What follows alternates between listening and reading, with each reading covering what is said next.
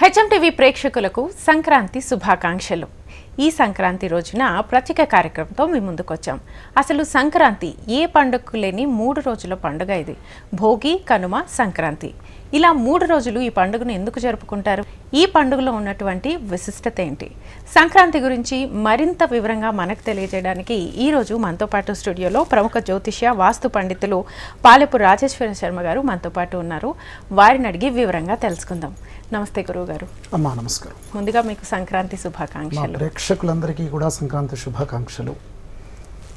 సంక్రాంతి అనేటువంటి విషయంగానే మనకు అనేక విషయాలు తెలుస్తూ ఉన్నాయి.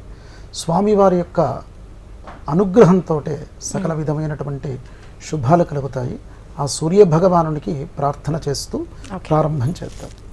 వేదీ మధ్యే లలిత కమలే కర్ణికాయాం రథస్థ సప్తార్శ్వోకో రుణరుచి వపు సప్తరుజిద్విబాహు గోత్రేరమ్యే బహువిధ గుణే కాశ్యపాఖ్యే ప్రసూత కాళింగాఖ్యే విషయజనిత ప్రాన్ముఖ పద్మ హస్త. సంక్రమణము.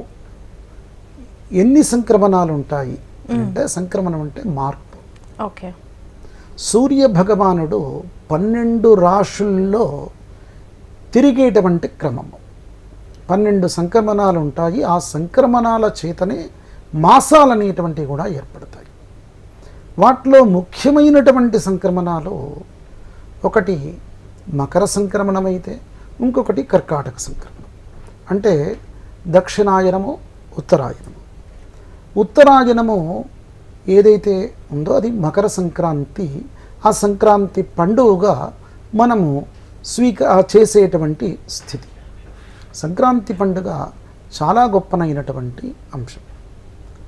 మనకు ఈ విధమైనటువంటి మన జీవితంలో ఉండేటువంటి మార్పుకు ప్రకృతి ఏ విధమైనటువంటి విధంగా చూపెడుతుందో ఆ విధమైనటువంటి పోలికను మనం భౌతికంగా చూడవచ్చు ఈ యొక్క పండుగ ద్వారా. ఓకే. ఏ విధంగా అనంటే, ఈ యొక్క సంవత్సరం ఈ పంట ఈ విధంగా పండింది, ప్రకృతి ఈ విధమైనటువంటి స్థితి కాబట్టి, ఈ విధమైనటువంటి వర్షపాతం కాబట్టి, ఈ విధమైనటువంటి స్థితి మనం అనుభవిస్తూ ఉన్నాము అని ఒక ప్రకృతికి దగ్గరగా ఉండేటువంటి పండుగ ఏమిటి? సంక్రాంతి. మార్పు ఖగోళంలో సూర్యునికి సంబంధించిన మార్పు చూసాం. ఆ మార్పు చేతనే సంక్రాంతి అయ్యింది. మకరంలోకి ఈ సూర్య భగవానుడు రావడం చేత మకర సంక్రాంతి అని అంటూ ఉన్నా. ఆ సంక్రమణం చేత ప్రకృతిలో అనేక విధమైనటువంటి మార్పులు ఈ సంక్రమణాల చేత ఏర్పడతాయి. ఋతువులు కూడా అట్లాగే ఏర్పడుతూ ఉంటాయి. వర్షాలు కానీ, వేసవి కాలంలో ఎండలు ఎక్కువగా ఉండేటువంటిది, తక్కువ ఎండలు ఉన్నా కానీ, శీతాకాలంలో చలి ఎక్కువగా ఉన్నా కానీ, మనకు అధిక వర్షపాతాలు, మనకు అల్పపీడనాలు అన్నీ కూడా ఈ తుఫాన్లో ఈ సంక్రమణాల చేతనే, ఆ ప్రభావాల చేతనే ఏర్పడేటువంటి స్థితి. కనుక ప్రకృతి పురుషుడెవరు ఇక్కడ? పరమాత్ముడైనటువంటి సూర్యనారాయణుడే మనందరినీ కూడా పరిపాలన చేస్తూ ఉన్నాడు. కనుక మనను పరిపాలన చేసేటువంటి నాయకునికి గ్రహాలకు కూడా అధిపతి ఆయన్నే. గ్రహాలన్నీ కూడా ఎవరి చుట్టూ తిరుగుతాయి? సూర్యుని చుట్టూ తిరుగుతాయి. కనుక కాలానికి అధిపతి ఎవరు? సూర్య భగవానుడి. కాలపురుషునికి పూజ చేసేటువంటి క్రతువు ఈ సంక్రాంతి పండుగలో ఉన్నటువంటి ముఖ్యమైనటువంటి ఘట్టం.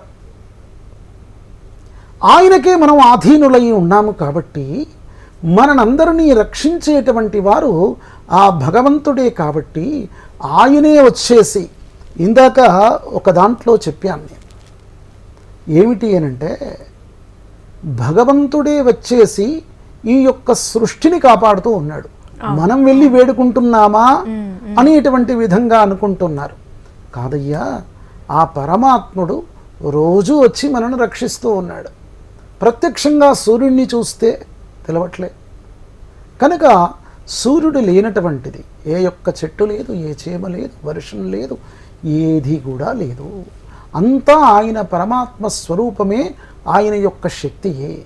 ఆ శక్తికి పూజలు అనేటువంటిది చేయాలి. ఆ విధంగా చేయడం చేత మనకు శక్తులు అనేటువంటివి పొందుతాం. మన యొక్క జీవనం అనేటువంటిది చక్కగా సాగుతుంది, ఆరోగ్యవంతంగా ఉంటుంది. ఆరోగ్యం భాస్కరాదిచ్చేత్, అంతే కదా. కనుక మన ఆరోగ్యాన్ని కాపాడేటువంటి మొట్టమొదట దేవత ఎవరయ్యా? ఈరోజు సూర్యనారాయణుడే. సూర్యనారాయణుని యొక్క దర్శనం చేసుకున్నటువంటి వారికి రోజు, అంటే సూర్య ఉదయం రోజు చూసినటువంటి వారికి దాదాపు 99% రోగాలు ఉండవు, వారికి 100%. కానీ ఈరోజు ఎవరికి కూడా చాలా నాకు ఇబ్బందులు ఎక్కువగా ఉన్నాయి, రోగాలు ఎక్కువగా వస్తున్నాయి అని అంటే రోజు సూర్యుడిని చూసేటువంటి స్థితి లేదు. అంటే సూర్య ఉదయం తర్వాతనే మనం మేల్కొనేటువంటి స్థితి. ఆ విధంగా సూర్యనారాయణుడు ఒక అరుణోదయ కాలంలో మంచి కిరణాలు మన పైన పాకి మనను రక్షింపచేయడానికి నేను వస్తున్నారా, నీకు ఇది ఇస్తాను, ఇది తీసుకొని నువ్వు గొప్పగా ఉండురా అనేటువంటి విధంగా ఆయన చెప్పినా మనం ఉపయోగించుకునేటువంటి స్థితి లేదు. ఈ సంక్రమణం రోజైనా మనం ఆ పరమాత్మనికి పూజ చేసుకుని, ఆ పరమాత్మకు ఏ విధంగా పూజ చేసుకోవాలనేటువంటి విషయం కూడా చెప్పబడింది.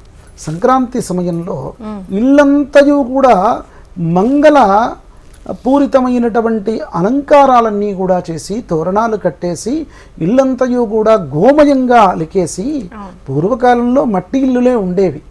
ఇప్పుడేదో పాలరాతులు, టైల్స్ అని నానా విధమైనటువంటి విషయాలు, దాని ద్వారా ఇబ్బందులు కూడా ఉంటాయని మనిషి మట్టిలోనే పుట్టాలి, మట్టిలోనే గిట్టాలి. కనుక ఈ రాతి ఇంట్లో, టైల్స్ ఇంట్లో ఉంటే బొక్కలు అరగడము, బీపీలు, షుగర్స్, ఆ విధమైనటువంటి వ్యాధులు రావడానికి కూడా ఇది ముఖ్యమైనటువంటి కారణాలు. కనుక మట్టి ఆ ఇల్లులన్నీ ఆవు పేడతో అలికేసి, ఇల్లంతయు కూడా ఇప్పుడు ఒక వాకిట్లో మాత్రమే ముగ్గు పెడుతున్నారు. ఆ ముగ్గు కూడా ముగ్గు పిండి అని ఆ ప్రత్యేకమైనటువంటిది విన్నారా, ఆ చాక్ పీస్ కానీ, ముగ్గు పిండి కానీ, కెమికల్స్ ఆ కలర్స్ అన్నీ కూడా వాటితో వేసేటువంటి స్థితులు. కనుక అట్లాంటివి చేయకూడదు. మనిషి ఎప్పుడైనా కానీ తన గురించి తాను మాత్రమే ఆలోచించుకునేటువంటి స్థితి కాదు, ఇతరుల గురించి కూడా ఆలోచించాలి. ఇతరులను పోషించేటువంటి బాధ్యత కూడా క్రిమికీటకాలే, పశుపక్షాదులే, వాటన్నిటినీ కూడా పోషించే బాధ్యత ఈ మనిషిది. కనుక మన ఇంటి గుమ్మం ముందుకు వచ్చినటువంటి ఏదైతే క్రిమికీటకాలు ఉన్నాయో వాటికి ఆహారంగా ముగ్గులు పెట్టాలి. మరి కలర్స్ ఎట్లా అయ్యా, రంగులు అంటే మనకు అనేక విధమైనటువంటి పుష్పాలు ఉన్నాయి, మిగతాయి ఉన్నాయి, పనికి వచ్చేటువంటివి ఉన్నాయి, అవి కూడా ఆహారంగా ఉపయోగపడేటువంటివి ఉన్నాయి, వాటిని వెయ్యండి.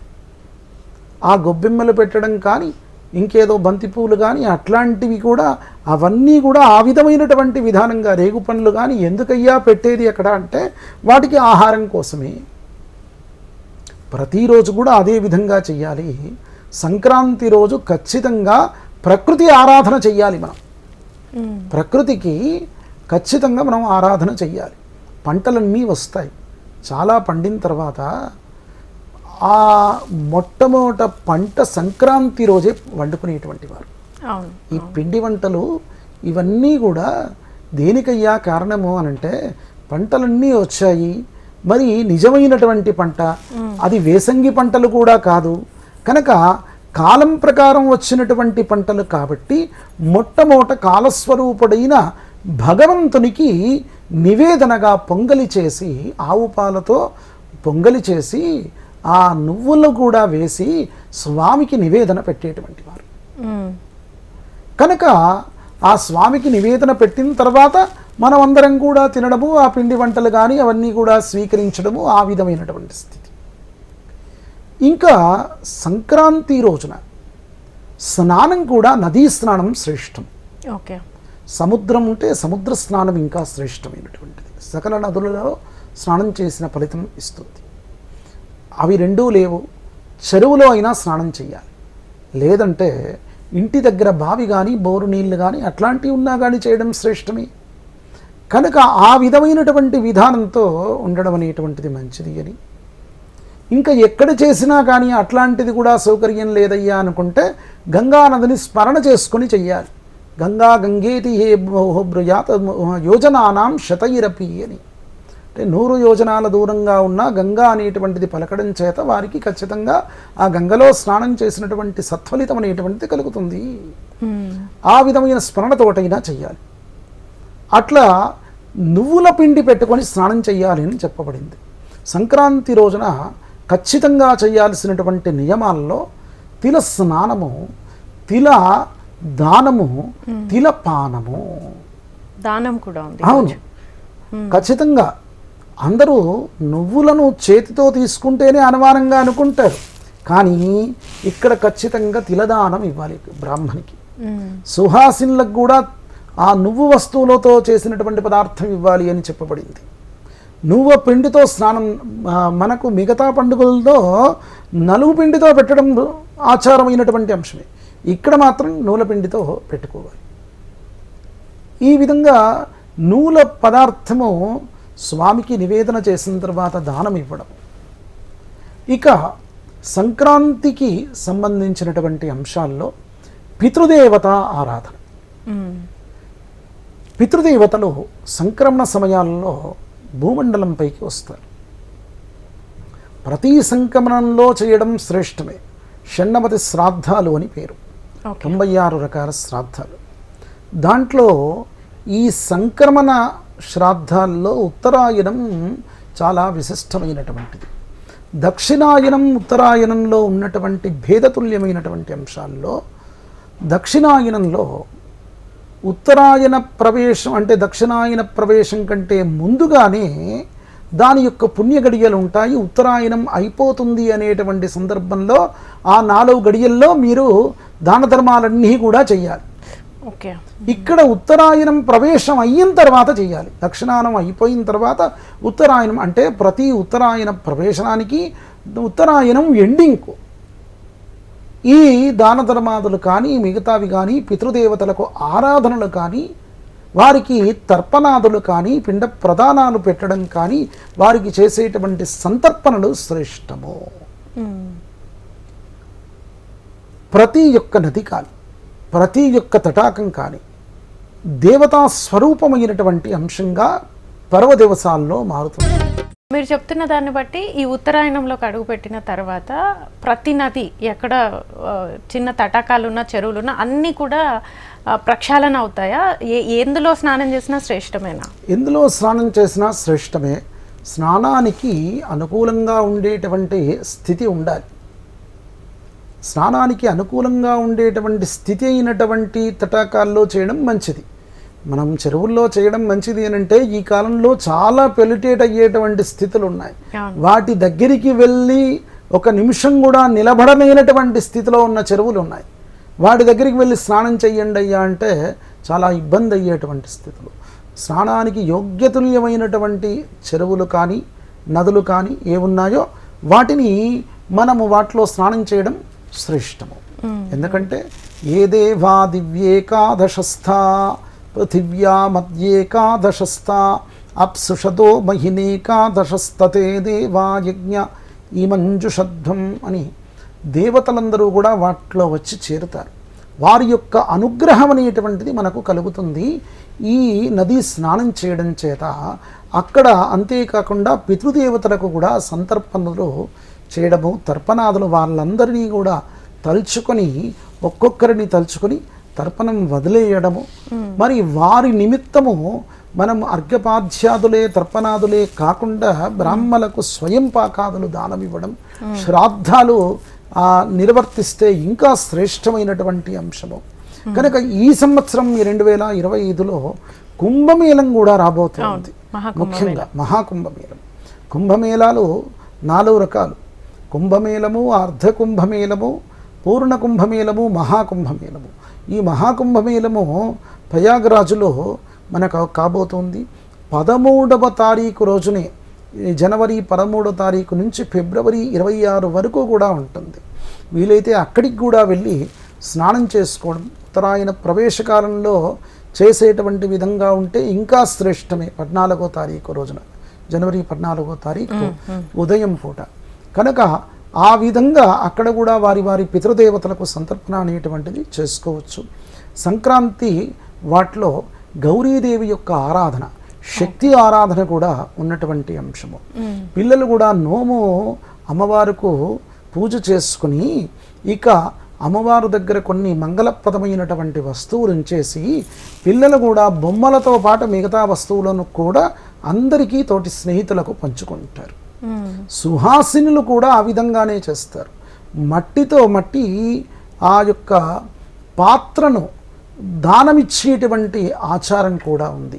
దీపదానాలు కూడా, వస్త్రదానము, దీపదానము, తిలదానము, వీటిలో అత్యంత శ్రేష్టమైనటువంటి అంశము కంబళి దానం ఇవ్వాలి అని చెప్పబడింది. చలికాలం కదా, కనుకనే కంబళి దానం ఇవ్వడం శ్రేయోదాయకమైనటువంటి అంశము. ఇంకొకటి గురుగారు, ప్రత్యేకంగా ఈ పండుగకి పశువులకు, గంగిరెద్దులకు అలంకరణ చేసి వాటికి ప్రత్యేకంగా పూజలు చేసి ఆ రోజు వాటి చేత ఏ పని చేయించకుండా పూజలు చేస్తారు. ఎందుకని చేస్తారు?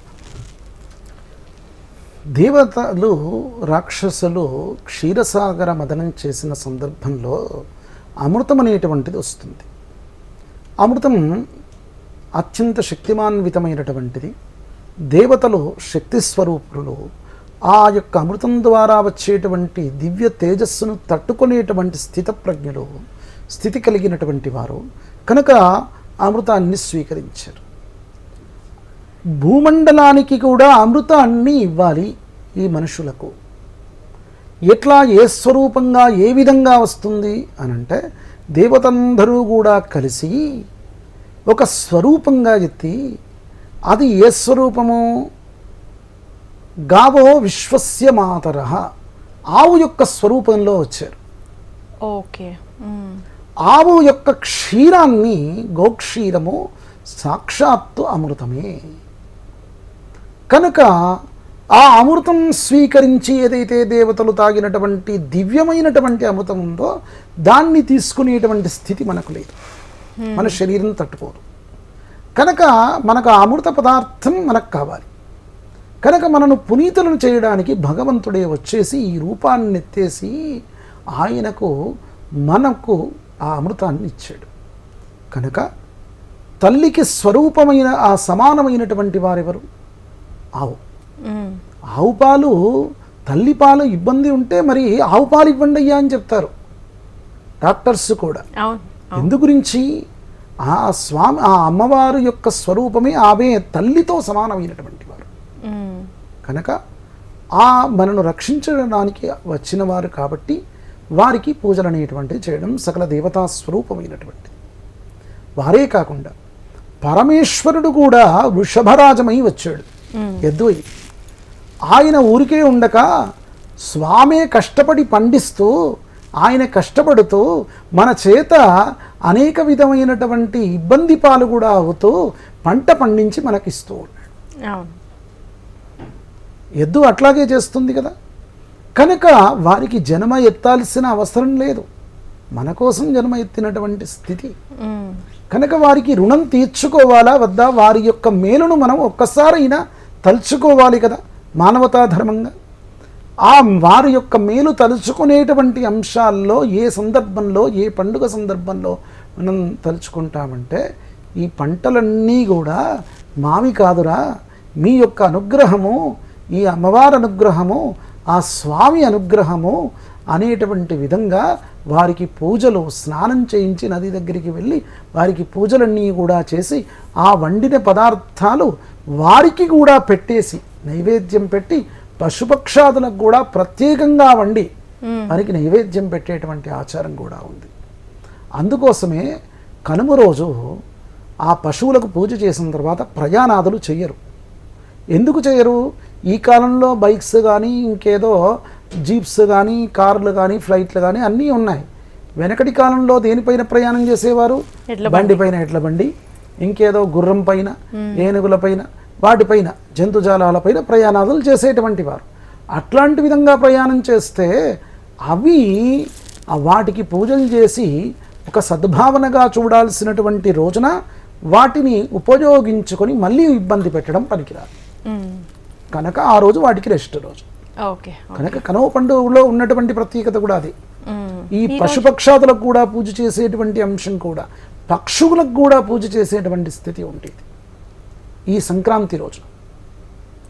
వచ్చిన ధాన్యం ప్రత్యేకంగా తీసేసి దాంట్లో చివరిగా ధాన్యమంతయు కూడా పట్టిన తర్వాత చివరిగా వచ్చినటువంటి ధాన్యం ఏదైతే ఉందో ఈ యొక్క బియ్యమంతయు కూడా పడితే నూకగా వస్తుంది.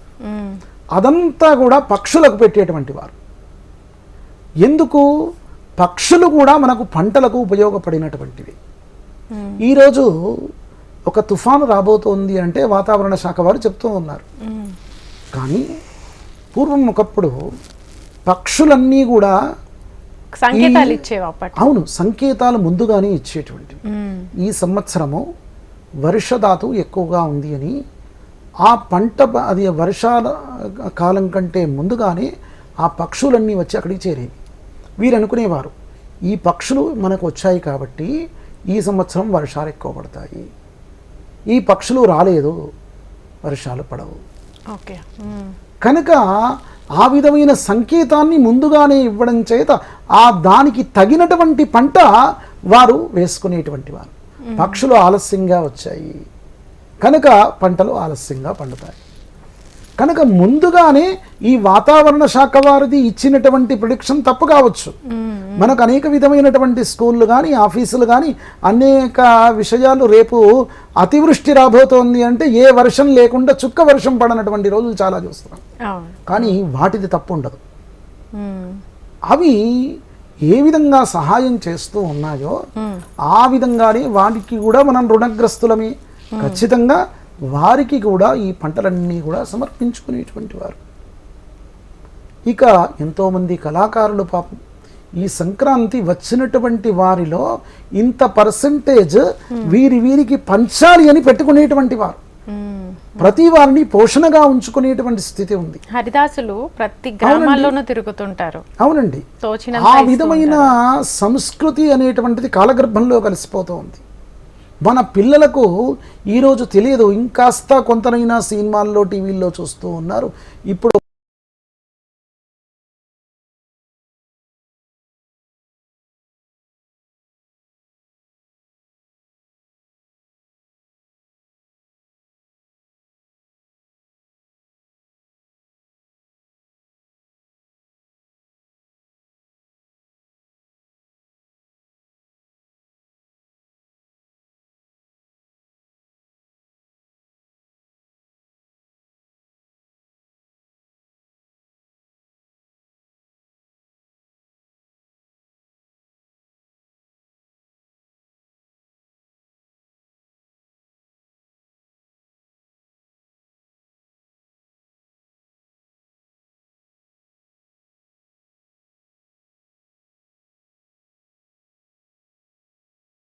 కొంతమంది వక్రీకృత చేస్తూ ఉన్నారు. అంటే ఈ కోళ్ల పంద్యాలని మిగతావని అవన్నీ విషయాలు అవన్నీ కూడా లేవు. సంక్రాంతిలో భాగాలు కావు. ఏదైతే మనము సంస్కారబద్ధంగా చెప్పుకున్నటువంటి అంశాలు ఉన్నాయో అవన్నీ కూడా అదే విధంగా ధర్మబద్ధంగా చేసుకుని సూర్యనారాయణుని యొక్క అనుగ్రహానికి ప్రాప్తులై మనం సుఖవంతమైనటువంటి జీవితాన్ని గడుపుకోవాలి. అంటే మీరు అన్నట్లుగా ఈ సంక్రాంతికి అంటే ప్రతి పండుగకి ఒక దేవతారాధన అయితే చేస్తారు, బట్ ఈ సంక్రాంతికి ప్రత్యేకంగా సూర్యునికి ఆరాధన ప్రత్యక్ష దైవం కాబట్టి ఖచ్చితంగా. ఓకే ఓకే ఓకే గురుగారు, ధన్యవాదాలు. ఈ సంక్రాంతి రోజున సంక్రాంతి విశిష్టత, గంగిరెద్దులకు పశువులకు ఎందుకు పూజ చేయాలి, అసలు మకర సంక్రమణం అనేది ఎలా వస్తుంది అనేది చాలా చక్కగా వివరించారు. ధన్యవాదాలు. చూసారు కదండి, సంక్రాంతి సందర్భంగా ప్రత్యేక కార్యక్రమాన్ని. మరొక్కసారి హెచ్ఎం టీవీ ప్రేక్షకులందరికీ సంక్రాంతి శుభాకాంక్షలు. నమస్తే.